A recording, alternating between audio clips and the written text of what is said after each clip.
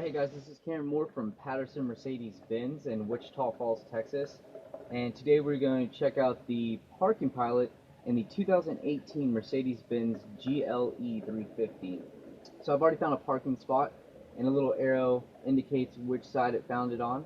And so the first thing you're going to do is put your vehicle in reverse, and then when you're in reverse it tells you exactly what kind of parking it's going to do. It's either going to do parallel parking, or it's going to pull in reverse for you.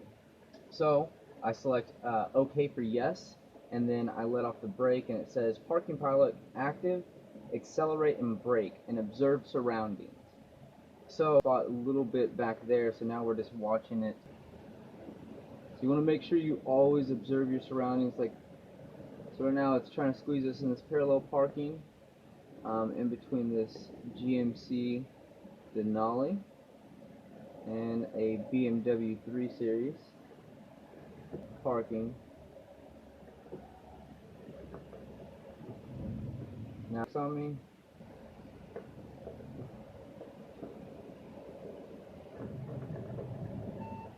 Okay, parking finished, and that is the parallel parking on the 2018 Mercedes-Benz GLE 350.